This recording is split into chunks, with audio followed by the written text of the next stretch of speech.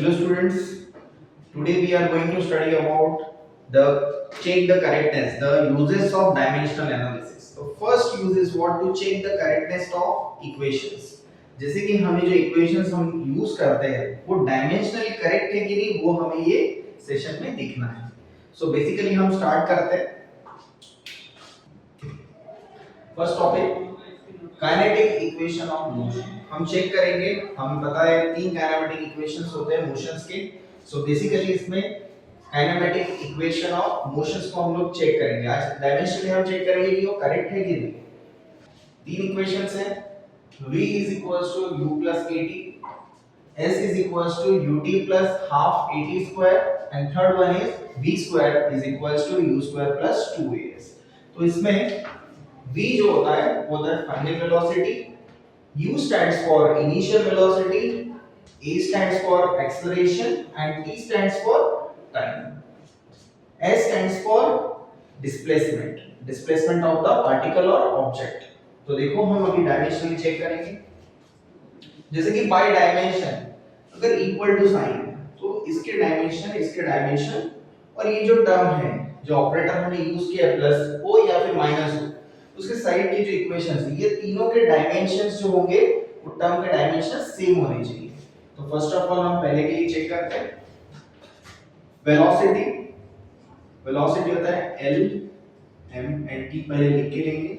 Velocity होता है displacement per unit time. So displacement per unit time तो displacement के लिए 1 m0 t - 1 is equals to check करेंगे. ये भी है फाइनल इनिशियल वेलोसिटी.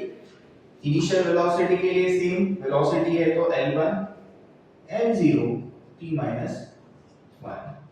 इसके हम लोग चेक करेंगे. यहां पे लिखते हैं at. So basically a into t. A stands for acceleration. L m t.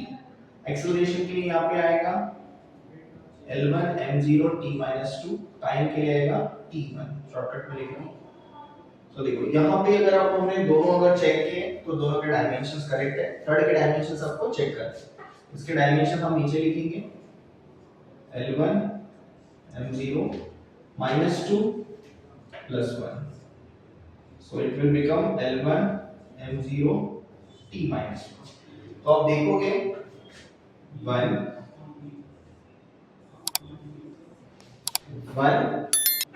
2 and 3 ये तीनों के डायमेंशंस क्या है सेम है. सो ये मेथड से हमें पता चला है कि जो हमने काइनेटिक इक्वेशंस हम इतने सालों से पढ़ रहे हैं वो क्या है dimensionally they are correct. Okay now we are going to check the correctness of second equation. second equation के लिए क्या आएगा s का डेरिवेशन. s के लिए आएगा डायमेंशन डिस्प्लेसमेंट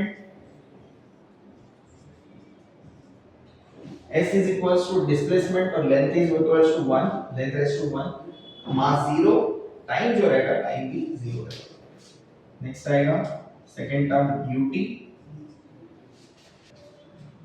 यहाँ पे एक नंबर आया हुआ है this is nothing but a half. तो कोई भी नंबर का डायमेंशंस नहीं होते तो यहाँ पे सिर्फ a और t स्क्वायर के लिए हम लोग चेक करेंगे. तो for the acceleration L1 m0 t - 2 t का पावर 2 तो यहाँ पे भी आएगा टाइम का पावर 2.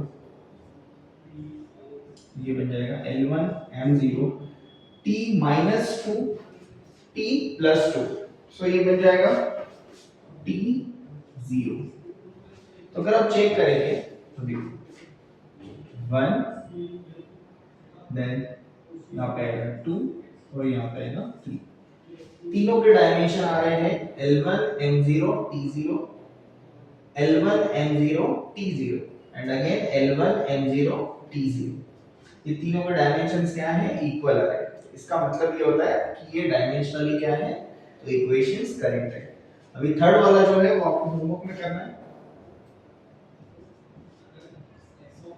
सेम करना है. v के डायमेंशंस आपको यूज करने हैं, u के डायमेंशंस यूज करने हैं, a के डायमेंशन है, s के डायमेंशंस आपको चेक करने हैं.